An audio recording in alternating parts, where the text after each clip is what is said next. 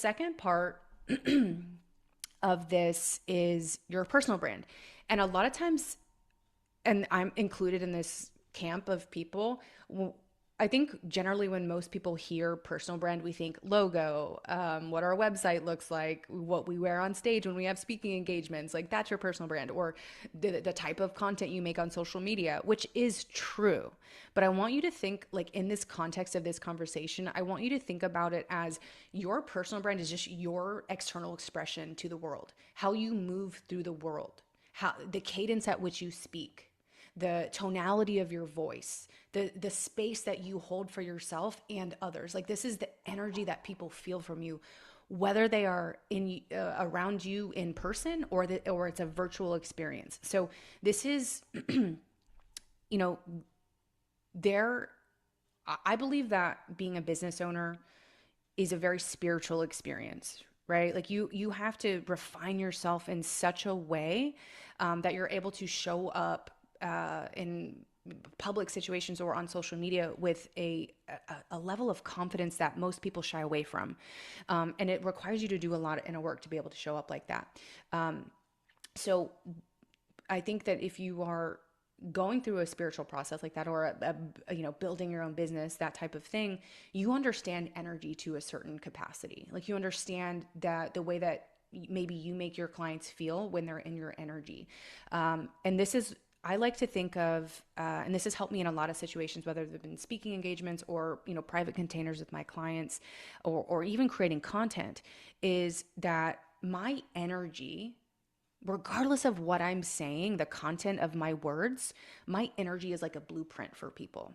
And this is true for each of you. The way that people feel when they're in your energetic field, the work that you have done on yourself is creating a blueprint of what it might feel like if they were able to develop themselves emotionally, physically, spiritually, in the way that you have. So regardless of what you're saying, or the content of your words, again, this is about, like, your personal brand is how your energy blueprint, how people feel in your energetic field. It's very powerful. And when you have that knowing, even though not everybody is aware of energy in that way, they're subconsciously aware. So people might really be drawn to you, but not know why. But you know why, right? It's the way that you hold yourself. It's the way that you carry yourself.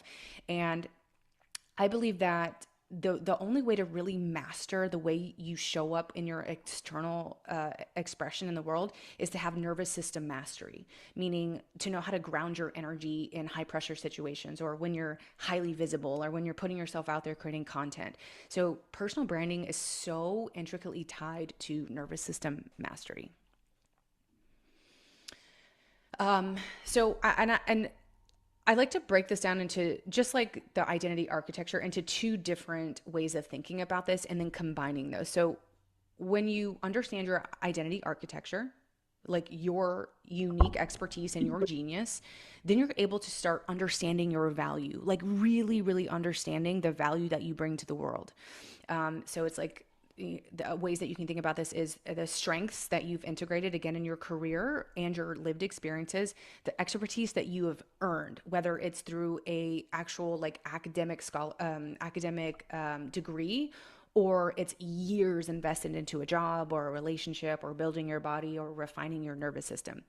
And you're able to see these patterns clearly. For me, again, my pattern was building this massive level of success and then having these major crash outs because I couldn't really hold the capacity of what I have built in terms of the success that I had created. And that started to become a pattern to me that helped me really understand what my specific expertise is. So creating nervous system capacity is kind of what filled in that blank for me.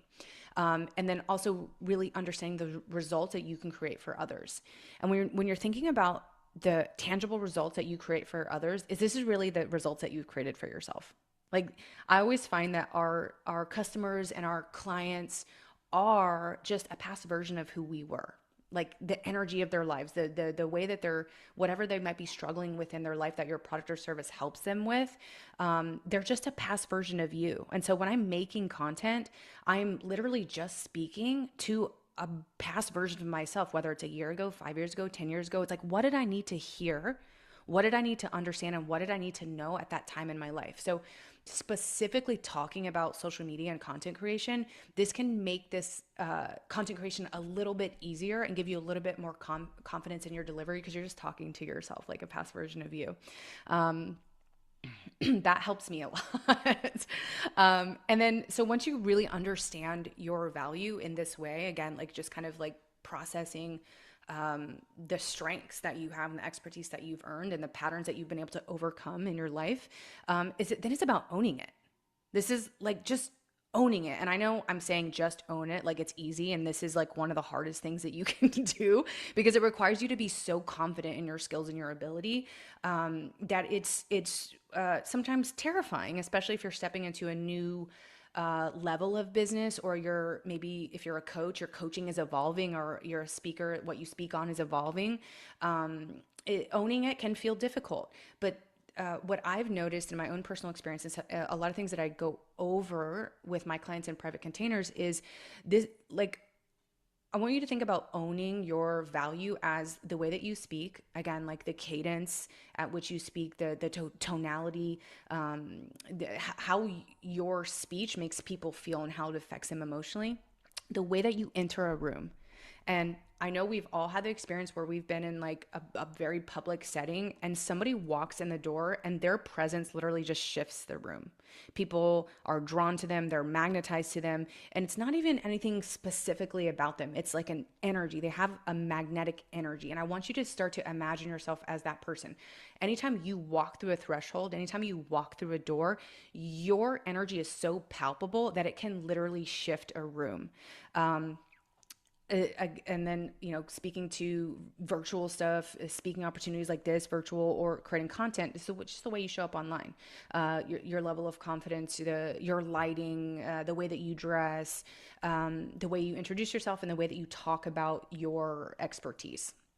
And again, like, and I know I've spoken to this in about nervous system mastery when it comes to personal branding, but when you have this level of mastery over your energy, your emotions, your nervous system, like the way that you react to external things like outside of you, is what allows you from knowing your value to go from just understanding and knowing your value to really owning it, to making people understand that you are a true expert in what you know, a true expert in what you teach and what you offer the world.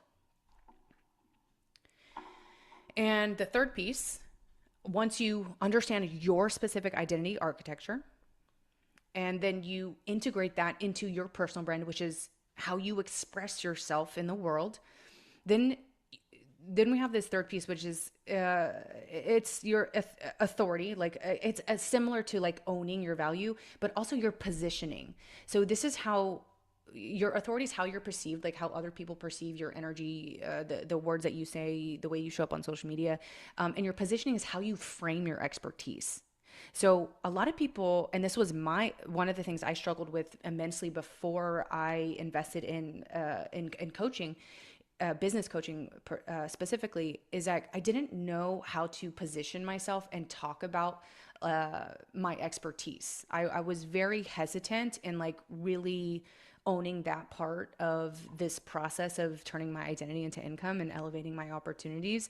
And the positioning yourself can be really fun. Like, I think it can also be intimidating. I know it can be really intimidating, but your positioning, there's really no rules. It's like knowing the tangible outcomes of your product or service, knowing your niche or the person that you're talking to, which is really just a past version of yourself. And then learning how to position what your offer is, again, product or service, to those people based on your specific expertise. And this can be really fun in content, in content creation.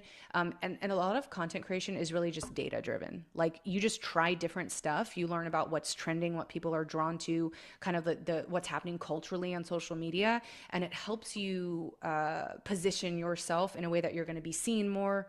I really think authority and positioning as a whole, like this part of the structure of what I'm talking about today, is about I lost my thread. It'll come back to me. I had something else I wanted to say. It'll pop back in my head. Maybe I'll come back to it. And there's one more piece to this. Okay. So once